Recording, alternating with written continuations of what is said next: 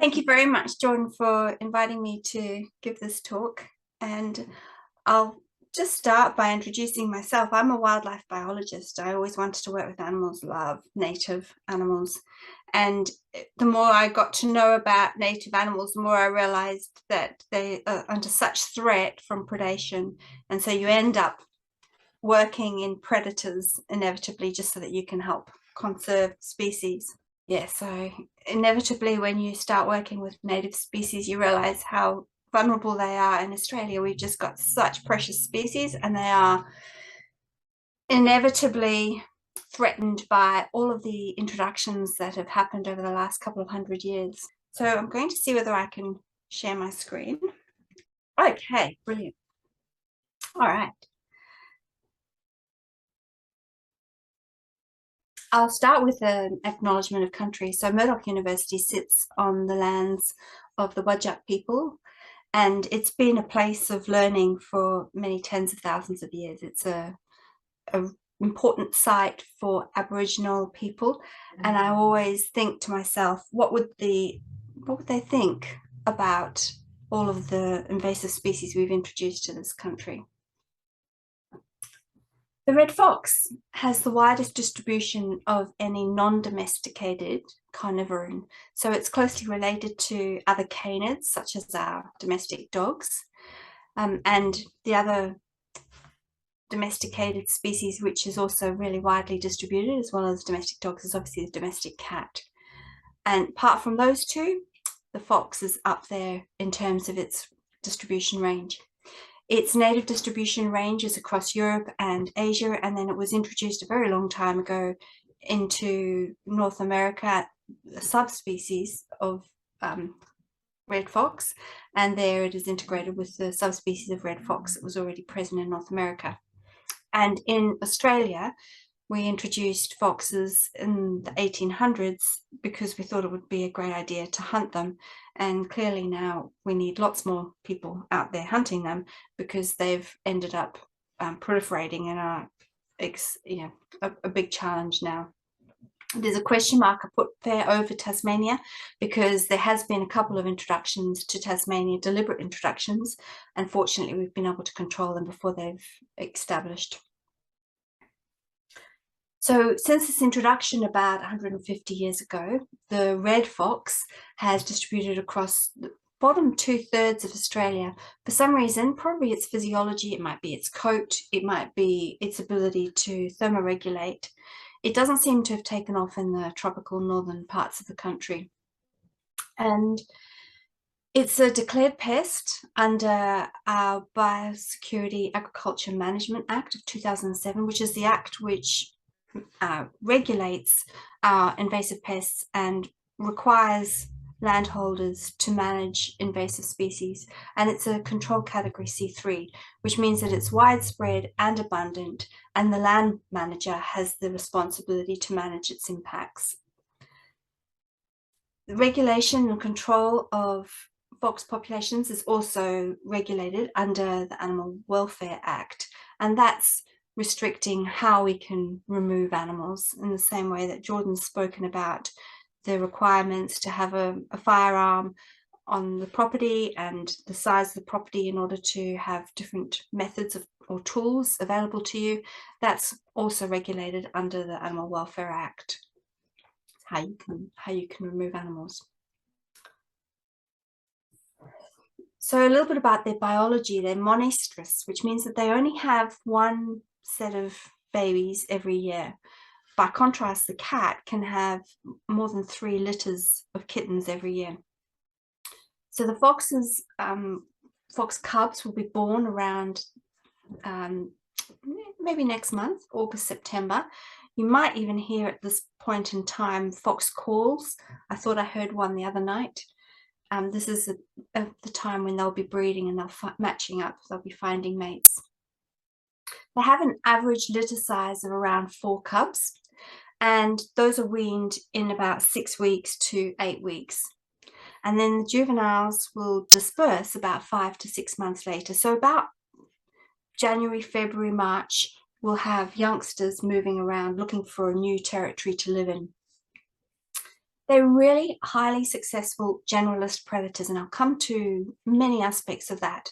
Their choice of habitats, what they eat, and they rapidly and readily adapt to a variety of habitats, including peri-urban and urban areas. So you might recognize this photo on the right. It was actually taken on Jacob's Ladder in Kings Park. And a couple of years ago, there was a group of foxes that were very bold and were approaching people, including picnickers sitting at the top of the ladder. The reason why it's so important in peri-urban areas is because the large blocks and plenty of cover supply suitable habitat and food for thriving fox populations. And also the reserves, the bushland reserves in these areas will be supporting fox numbers. So what I'll do in this talk, I'll go through 5 things. I'll talk about the movements of foxes and what sort of ideas about their refuge have been revealed from understanding their movements. And I'll talk about a bit of work we've been doing on diet, which has allowed us to calculate the biodiversity impacts of foxes and cats for comparison. And then we'll talk a little bit about control methods for these animals. So in terms of how we've looked at their movements, we've been able to track some urban foxes in Perth. We had a small number that were tracked by Ed Swinhoe, who did his master's for this project. And we put GPS trackers on these foxes, and the GPS trackers collected GPS location, so it's a bit like the mapping device in your phone, but they needed to be downloaded. So you needed to get close enough to the trackers in order to download the data. And that's obviously still a limitation with the technology, but it was certainly much better than anything we've had before, which have required you to actually pinpoint every single location. So it's like going and finding your phone 12 times a night. Instead, your phone remembers where it is and it tracks and it stores that data. So we released those foxes back into Perth, and we released them at the point of capture, so that they went back home. And then we had half-hourly fixes during the night, which enabled us to look at the minimum distance that they traveled at night. And there's data on this slide for all the green dots are one animal, and they're colored sequentially because he sort of moved around and he had quite discrete areas that he stayed in. So he was released at Lake Clermont, and he spent quite a bit of time around the Swanbourne Barracks, and he moved up and down this coastal strip multiple times. He went inland and he spent quite a lot of time around Lake Gwelup, and he spent some time also around a couple of golf courses further north. In pink was a female, in blue was another female, in grey another female, and the orange was a second male that we monitored. In terms of the area that they travelled, the green male that we tracked for over 9 months, we tracked him for 2,500 kilometres in total, a minimum of 2,500 kilometres, I should say. And he travelled at least an average of 11 kilometres a day. That's assuming that the distance between 2 points, which are separated by half an hour, is the minimum distance that he travelled. He could have, done a squiggly line instead of a straight line, and he could have had a much longer distance travelled. But he covered 7,257 hectares, and we have similarly quite large areas for the pink animal and the orange male. They travelled and used around over 300 hectares, and then the 2 females, the blue one and the grey one, used about 100 hectares. Now, we were pretty surprised by that green animal. He was probably a juvenile, probably a dispersing male, but those sorts of distances hadn't really been recorded for urban foxes before. In fact, when you look at the average home ranges across 16 urban fox studies, on average, they've only estimated foxes using about 86 hectares. there was a maximum of 700 hectares recorded for one fox in Toronto, Canada. So what this meant to us was that our GPS technology was giving us much more data than we'd ever had before with the methods of collaring and tracking animals that we've used.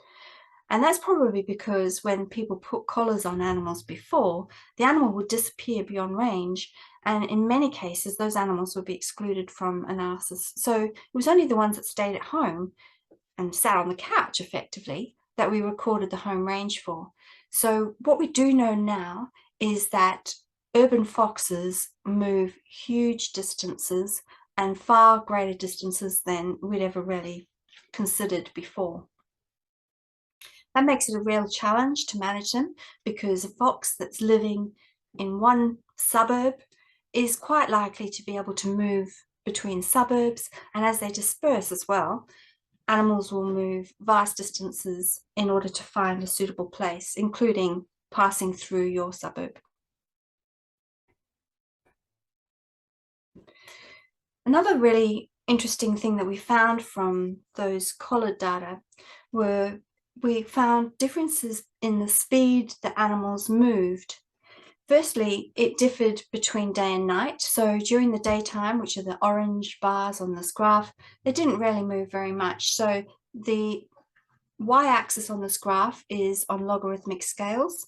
And so you can see in the middle of the day, they're really sitting at about 10 meters per hour. So it's not going very far at all. And they pretty much hide out underneath a nice thick bush or somewhere like underneath a car body in a den where they're going to be protected from harassment. And then you'll see that in the beginning of the evening, they're doing around 100 meters per hour. And then close to the early morning hours, close to dawn, they'll be doing around 1 kilometer an hour. So that's substantially much faster. So probably what happens in the beginning of the evening is they're doing most of their foraging. And then pre-dawn, they're probably finding their way back home to just find somewhere safe. We also looked at where they were and how fast they were moving. And during the daytime, as I said, their speeds they're not very fast, they're not going anywhere. And the speed didn't change with distance from roads.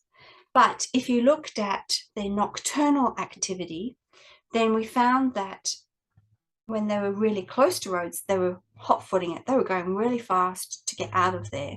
And roads are very dangerous for foxes. So lots of foxes get killed on roads. They're going to avoid them. By contrast, the further away they were from roads, the slower they were going. And that's probably where they are foraging. So if they can find a nice spot where there's good bushland away from roads, that's where you'll find them feeding.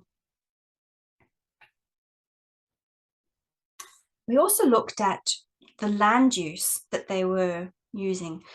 So we categorize these as residential, which is around houses, parkland. There's some foxes had access to transport corridors. There was a couple of foxes that had access to water bodies, little dams or lakes in the urban area. They had sometimes available to them some commercial lands. And then other included things like schools and medical facilities. And the blue bars indicate a buffer around the center of each animal's home range. So either a 1 kilometer radius or a 3 kilometer radius. And what we've found is that all of these foxes had between 60 to 80% residential land use available to them. So they were right in the middle and surrounded by our housing. But the black bars show us what they actually used. And you can see that these foxes used very little residential area. So fox number 1, fox number 3 used none at all. Fox number 4 used a tiny bit. Fox number 5 used a tiny bit. The only one that actually used any residential area at all was fox number 2, and she was actually also a juvenile, and looked like she was moving through trying to find somewhere to live. So she probably didn't have much choice. What they mostly used were parkland, and this is the bars with the big black rectangles around them, and you can see that despite having 60 to 80% urban residential available to them, about 40% up to 96% of all of the data points we found were in parkland. So they were avoiding houses and using parks. Now, that could be because they're avoiding people. It could also be because they're avoiding domestic dogs, and that might be what keeps them away from a lot of our gardens.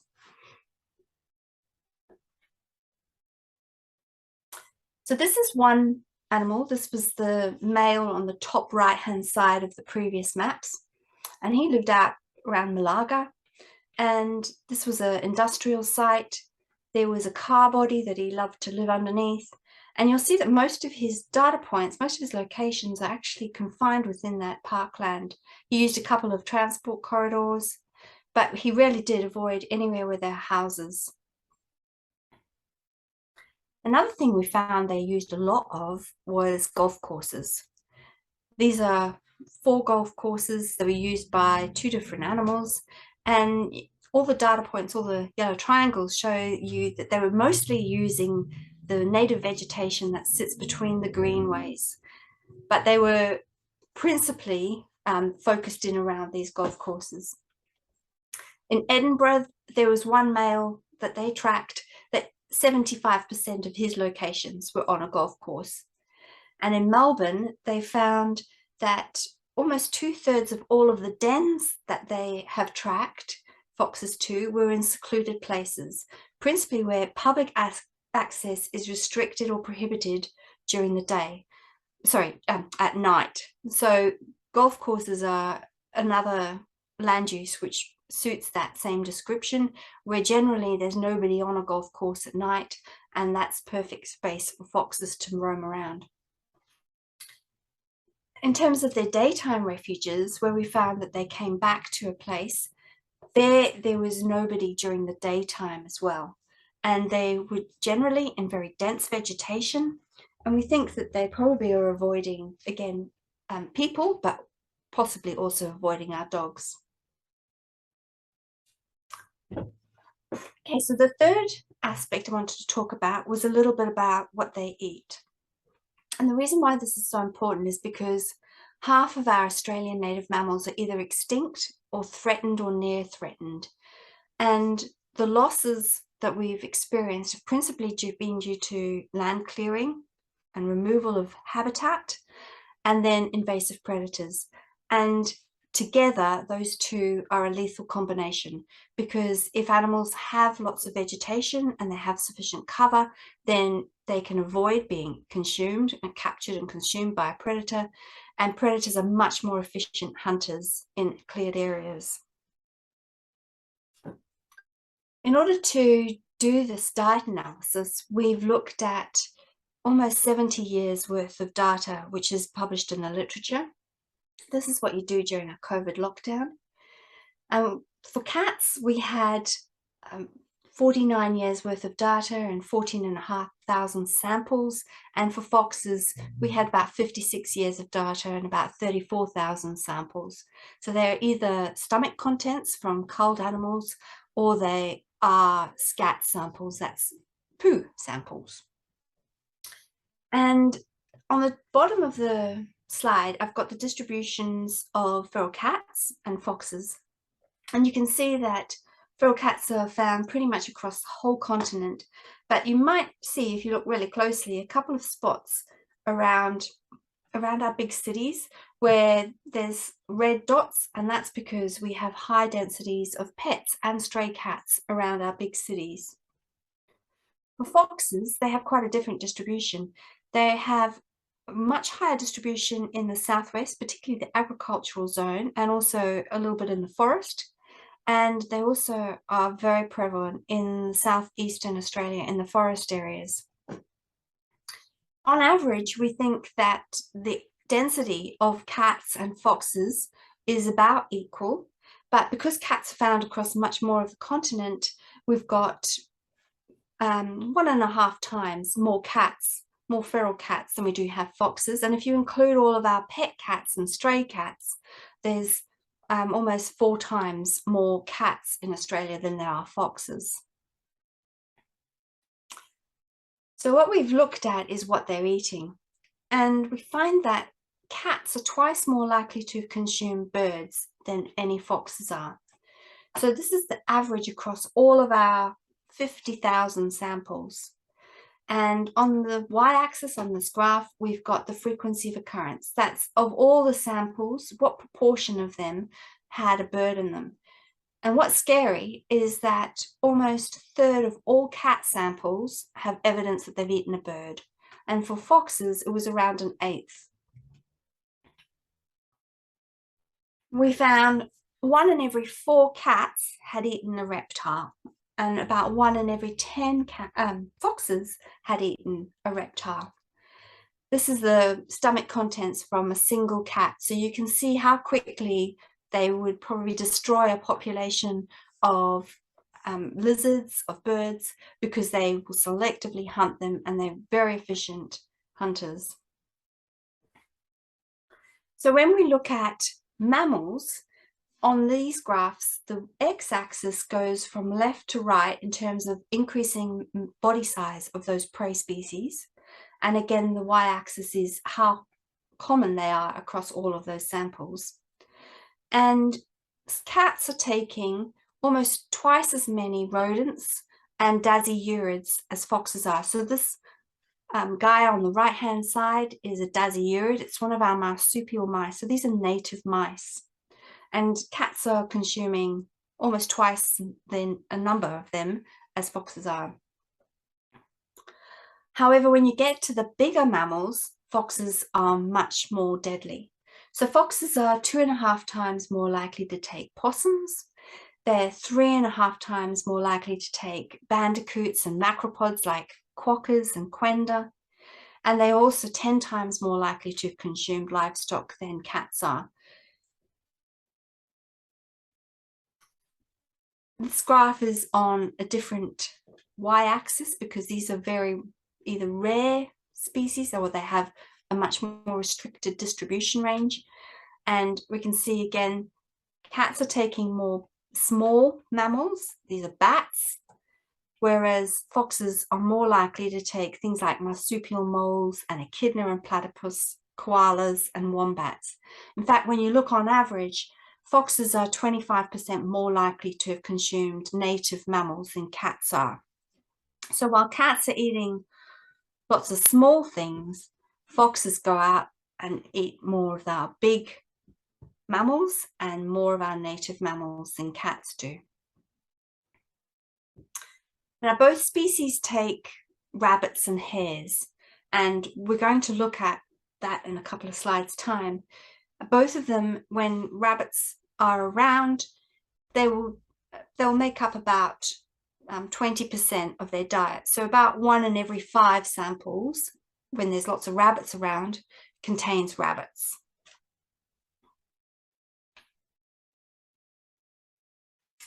So what we've done is we've looked at each individual prey species. So these are mammals, and we have around 300 mammal species in Australia. And for each of those 300 mammal species, we've looked at whether they're consumed by cats and foxes, and we've looked at the frequency of occurrence of those prey species in their diets. And then we've tried to work out what traits of those prey make them more vulnerable to being consumed by cats and foxes. And the first factor which comes out for both species is their body size. And what's interesting is cats are taking more small mammals than do foxes. But then when those mammals get big, they tend to drop off. They don't tend to take as many of our larger possums and larger macropods as foxes do. Whereas foxes, they tend to take everything. They take all of these mammals right across their body sizes. And then although the average drops off, you'll see that there's a really big error bar, the big shaded section on this graph, which is indicating that some of those larger species can sometimes occur in high abundance in their diets. The other factor which comes out for both species is the habitat cover used by the prey species. So animals, native mammals that use very open areas are much more likely to appear in the diets of both cats and foxes. And those that use closed forests where there's a lot more protective cover from vegetation are less likely to appear in their diets. So simply, if you're a little critter and you live in the open, you're very likely to be picked up by both a cat or a fox. Some other traits which make animals really vulnerable include whether they forage on the ground and also whether they nest on the ground. So this is the numbat. We actually have no data which indicates that cats and foxes eat them directly from looking at their diet, but that's probably because they're quite rare anyway, and we're just not there at the right time to catch them red-handed. Same with the western ground parrot. We don't have data, we don't have them unequivocally in the diets of these animals, but for both of these, we know when we release these animals into areas where there's cats and foxes, they die. They very quickly are predated upon. The bottom left are western swamp tortoises, and this is a cache of carapaces of adults, probably females, who were getting out of the water to go and lay eggs, and they were found right next to one fox's den. And they're very vulnerable because when they're out of the water, apart from their carapace, which is clearly not going to protect them entirely, because the foxes will just chew through it, they are not able to defend themselves. And bottom right is a woylie. And we know that where we've had populations of woylies protected by fox baiting from foxes, then they survive really well. But if you don't remove foxes and you can't control foxes, woylies don't do very well at all. So what we've looked at is how many animals these two predators are likely to have taken. For reptiles, we think that cats are probably taking about 5 times, maybe 7 times if you include all of your pet cats as well. Cats take more reptiles than do foxes, but together the two are taking around 700 million reptiles every year. In terms of birds, cats take 2.5 times the number of birds that foxes take. And in terms of mammals, cats are taking 2 to 3 times as many mammals as foxes do. And the light pink on these graphs indicate the introduced species. So this is for foxes, things like sheep and chickens and rabbits that live in our backyards and that we harvest and farm. So together, these two predators are taking around 2.6 billion animals every year. And if you want to put that back in context, that's probably only about 2 individual animals per predator per day. But as we saw from that one slide where we had 40-odd geckos in one cat's stomach, we think this is a gross underestimate. So they're probably taking many, many billions of animals every year. And we haven't included fish or amphibians or invertebrates in our calculations just because we don't have any data.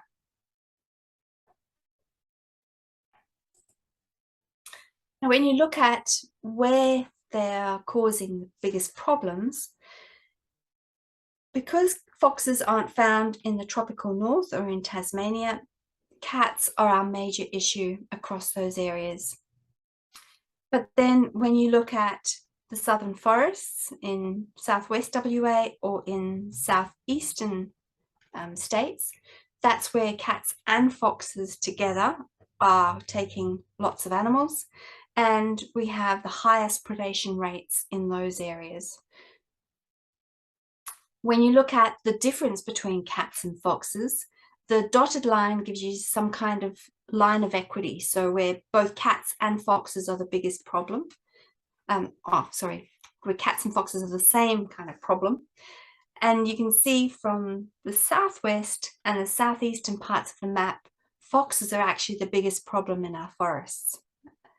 There's little dotted lines around our cities, and that's because around the cities, we have cats being the biggest problem because of all our stray and pet cats. So why should we control foxes then? They have a really opportunistic diet, including things like that bandicoot in the slide. They eat absolutely anything, and they're established across more than 100 cities across the world. They are very important vectors of parasites. So they transmit diseases that transmit parasites that cause diseases in humans and pets and wildlife and livestock. And these include things like heartworm and roundworm and hookworm. And they also, one thing that we've been looking at recently, they also transmit Sarcoptes mange. And it's caused by this little mite. It's really bad in, makes me itch just thinking about, really bad in many dogs. Sometimes you'll get a young stray animal that's taken off the street, which sometimes has Sarcoptes mange. It's easy to treat in our pets, but foxes will get it and it's not easy to treat. They'll also transmit it to wildlife. And one of the issues we've had is transmission to quenda. And these are some of the quenda which have been tested for Sarcoptes mange. And we have a hotspot of Sarcoptes mange in quenda around the hills. So this is Rolly Stone on the map. In quenda, they have a couple of mites which are native, and these don't cause those kinds of clinical diseases. It's isolated down to the Sarcoptes mite. And it's been isolated from 53 quenda to date. And in these animals, they have about a 40% mortality rate. And that's even with very intensive and extensive and expensive treatment. We've had animals that have been in care for up to 4 months. Most of the animals that get the mange are males, and they're over 0.5 kg. And it's probably because they move over greater distances and they're more likely to be picking it up. The mite can live in the environment for up to 3 weeks, and there's been people who've been digging in their gardens and they've picked up the mite. So when we think about managing foxes, we've got 2 approaches. The first one is to target the pest itself and remove them. And the second one is to exclude the pest. Now, both of them have animal welfare implications. What we would like, Jordan pointed out the rationale of integrated pest management and how important it was to have good data to support how you set up your control program. And that's extremely important in urban areas. And I'll show you an example on the next slide.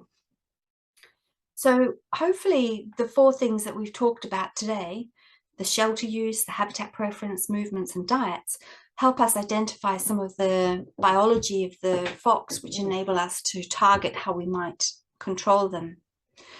Next, you would go out and set out camera traps and monitor and identify that you do have a problem with your foxes. So you might think that you're getting animals taken, or you might find some poo in your garden, which you're suspicious of. Borrow a camera trap and identify what's going on. And then set yourself a good goal that you can establish. So if you've got rabbits and foxes, you might want to think about controlling both of them at the same time. Also acknowledge that if you remove foxes, you might get an increase in cats using your property. And that's all something that you need to think about when you're developing your plan. And then if you can, keep your cameras or borrow them again, stick them out after you've established your control, because that'll tell you whether you've been able to remove your problem animals. So we said that rabbits are about 20% of the diet of foxes and cats. And rabbit control has been one of the most important environmental management tools we've had in Australia. We don't know what the numbers were in the 1920s and 30s when rabbits were in plague proportions, but they were probably really, really high. the graph on the top left starts in the late 1940s when the relative numbers were extremely high. And they introduced myxomatosis, and that caused a crash in rabbit numbers down to much more controllable levels. And then you'll see over time, over the decades, next 4 decades, the numbers of rabbits actually increased again. So the slope of that line gradually increases. And then we've had 2 rounds of calicivirus, which have been introduced. So that's the rabbit hemorrhagic disease virus, which we have available to us now for release. And that has enabled us to suppress numbers again. And you can see after each biocontrol release, we've had a decrease in the numbers of rabbits. And we know it's worked, not only because the numbers of rabbits have gone down, but because we've had a recovery of vegetation over the time that we've introduced those biocontrol methods. So on the bottom map, we've got in green all the areas where there's been an increase in vegetation in response to control of rabbits. Now, I said that we analysed about 70 years of data, and the blue dots are for cats, the triangles, the red triangles are foxes, and there's also some black squares in there for dingoes. And from the beginning of the diet analyses that we've had available to us, we've had a decrease in the amount of rabbit that's been present in fox and cat samples. So from about 50%, so 1 in every 2 samples in the 1960s and 70s had rabbit in it.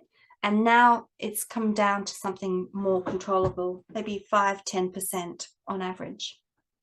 So we know that we've taken rabbits out of the system, and that's been really good because now there's no food for cats and foxes. And where there's been control of rabbits, they've actually shown that removal of rabbits actually causes a loss, a decrease, a decimation of cat and fox populations, which is really brilliant. So controlling rabbits at the same time as controlling your foxes or cats is actually really important. One thing that we have found as well is that they're eating more native rodents. So you'll see the blue line for cats is actually increasing over time, and the red line for fox is also increasing over time. And that could be worrying. You might think, well, they're taking more native species because we've taken rabbits out. But the graphs, the map on the top, show us the distribution of 4 native species, 3 rodents and 1 dasyurid marsupial mouse. And when they, before rabbit control, those species were really scarce and had a very small distribution range. And since we've been able to remove rabbits out of the situation, out of this landscape, they've expanded their distribution ranges. And that's really exciting, because what that tells us is that these animals have thrived after removal of rabbits. So foxes and cats are eating more of these rodents, probably because there's more of them, because there's more vegetation and they're able to survive better. So in terms of removal of foxes, Jordan has gone through some of the methods that are available to you. There's a minimum property size for shooting foxes. You can set out traps, including the cage trap shown in the middle bottom picture. And then you can also use leg hold traps, which are soft rubber jawed and which grab the leg, but they don't cause any damage to the animal. You still need a permit from the Department of Primary Industries and Regional Development in order to put out traps. There are licensed pest management technicians who can come and control foxes in urban areas, and they have a 12-month permit for a metropolitan area, which enables them to notify where they're going to be putting out traps. And they will trap on Shire property for the Shire, although keep in mind all of these traps are not selective only to foxes, and so they won't put traps out in areas where there's likely to be dogs running off leash. In terms of baiting, Again, you need a permit in order to be able to deploy baits. There's considerations for your property size and locations, and there's also restrictions on where you can put baits. Now, baits, you need to have a buffer around your baited area because baits can be moved. Birds do pick up baits, and because they pick them up and move them, you can end up with baits being brought closer to areas where you're likely to find dogs. There's two main toxins that fox baits come with. One is 1080, which is sodium monofluoroacetate. Now, sodium monofluoroacetate is present in native plant species in WA. We've got about 33 species of native plants that it's been found in. And because it's present in the plants, all of our native species have developed a resistance to 1080. And this means that 1080 baits don't affect native species. So you can, they have a much higher tolerance. So you can put out a bait for a fox and you can have other animals eating it and not having any lethal impact. You have to remember that there's no antidote for 1080, so you can't reverse that toxin. We also have what's called PAP, or para-aminopropionephenone, and it does have an antidote. Thing about the antidote, you have to remember, it needs to be administered within about half an hour of an inadvertent toxicity event. So if you've got a dog that's taken a bait, you need to find a vet within half an hour that will have that antidote, and that's not always common. Both of these are going to kill dogs as well as foxes, so you need to be very aware where you put your baits out. In the middle, bottom left, we've got some of the commercial fox baits that you can buy off the shelf. We've got in the middle an egg being made, and you bore out a hole and you can put a 1080 oat into that egg, close the hole up with a bit of wax or tape and bury that. And foxes we've dug holes and then reburied them, so just put the soil back in, and foxes have come and checked out what it is. So they're very curious. Even if it doesn't smell, they'll come and look and see what's there. And foxes will dig up baits, whereas most of our other animals won't dig up a bait. And then you can make meat baits out of dry meat, kangaroo, for example, and then let them dry in the sun. And that's a good way of also attracting them. There's also some targeted toxin deliveries. So this is a canid pest ejector, and it releases a dose of toxin, either 1080, or we've also got PAP now registered in WA. And it's called a canid pest ejector because it's a spring-loaded device, and only an animal that can create enough pull force on the piston will actually release that trigger. So only dogs and foxes are able to release the canid pest ejector. You can also set up aversion training. There's been some demonstration that you can train domestic dogs to avoid a canid pest ejector, and that will then allow you to be able to have a bit more surety that your dog's not going to pull on it, but you'd have to be pretty sure before you do that. It's a lot more weather resistant than putting out baits. 1080 leaches. As soon as it gets wet, it'll wash out, and that means that your baits become sublethal, and therefore you can actually quickly develop learned aversion in your population. So other ways that you can help is you can exclude foxes. The first thing you could do is stop supplementary feeding. So when we've looked at diet analyses across the world, we find that lots of foxes are using urban and human supplemented foods. They eat rubbish and compost. They eat house mice and rats that we have around our houses. They eat lots of our livestock if they can access them. They love things like olives, which are a high-fat, nutritious food, figs, blackberries, mulberries, grapes, any kind of stone fruit that falls to the ground, foxes will come and clean it up. And if you put out birdseed for pets or for wild birds, foxes will come and eat that. If you feed your pet cat or dog outside, foxes will come and eat that. Over half of 400 odd fox stomachs in Zurich in Switzerland contained anthropogenic food, including lots of Kentucky Fried Chicken scraps that they dug out of bins. And when we looked in fox scats around Bindoon here in Western Australia, almost all of them, so 97% of them, had some form of anthropogenic food, either mice or fruit.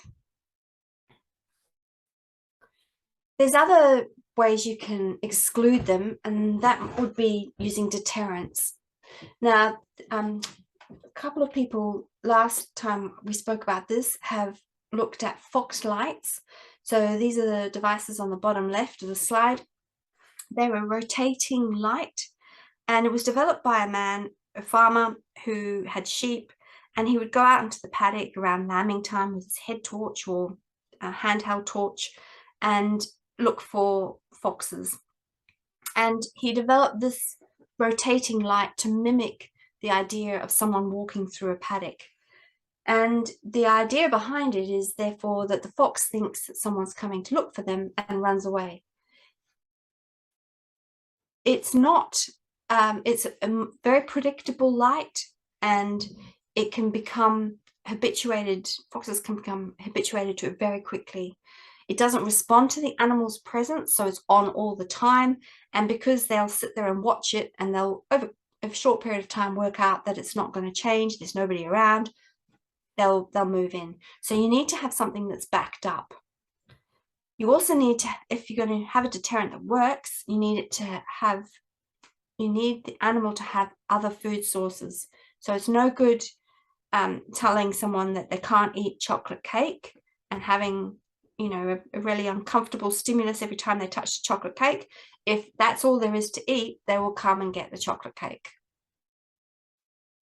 On the right hand side, you'll find in Bunnings that there's lots of these motion sensor spotlights, and because they trigger in response to movement, they can be a lot more effective as deterrents, because they react to the animal and they are a really sharp and bright stimulus. Another way to back up things like those lights are livestock guardian animals, including things like dogs. So Merrimers have been used in Australia since about the 1980s, and they defend against wild dogs, dingoes, and foxes. And there's a few free-range egg producers who are now using Merrimers to protect their chickens, and quite effectively so. Another way you can help your livestock is through fencing. So this is an electric poultry fence, and because it zaps, it gives quite a strong boot, and it's not likely that a fox is either going to try and push its way under, and it can't climb over it because it's such a strong stimulus. On the top right, we've got some fences that we've put out to protect turtle eggs when they've laid their nests. And you can see it's been designed to stop foxes digging in. It's got a little skirt underneath it which they can't dig through.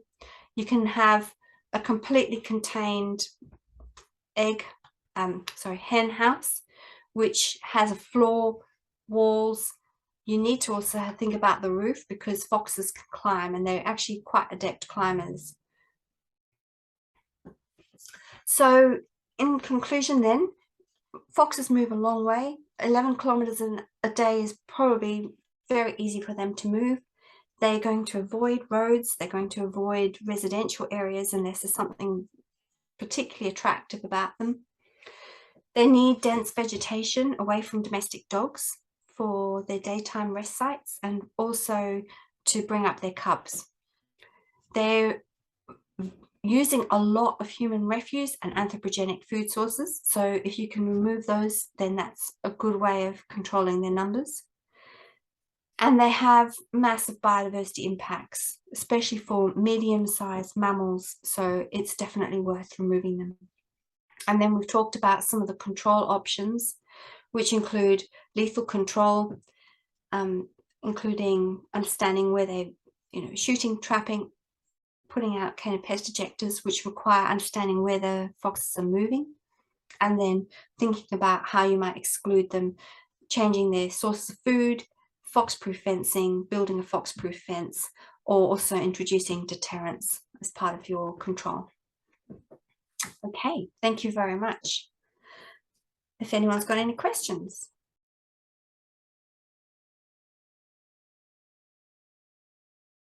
But yes, definitely around January to March, when the young animals are dispersing, they are much more naive and much more easily trapped or shot or controlled in any way.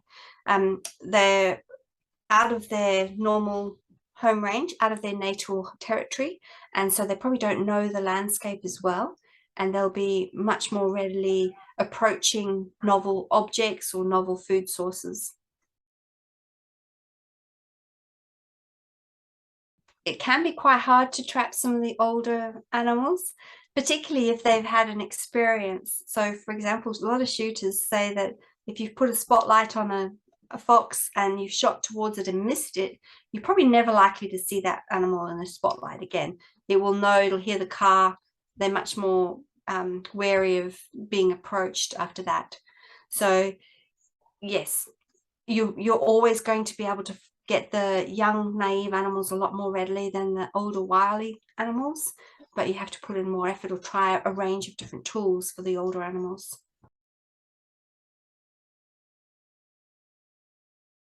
So one of the farms we worked on actually had 2 alpacas, and then they also had 2 Muramas. And alpacas are being used to protect chickens. I'm sure they're used to protect other livestock as well. But they're not as common. They're not as commonly used as the dogs are around the chickens. But I'd say that they would be just as effective. We just don't have any data on that. Yeah, it's called surplus killing, and it doesn't seem to be very logical. But what you will find is, in most circumstances, a fox will come back over successive nights and will take things away and cache them. So it kills more than it can eat at that point in time, but it hides them away so that it can eat them over the next week. It's like making up a larder, a pantry full of chickens or whatever.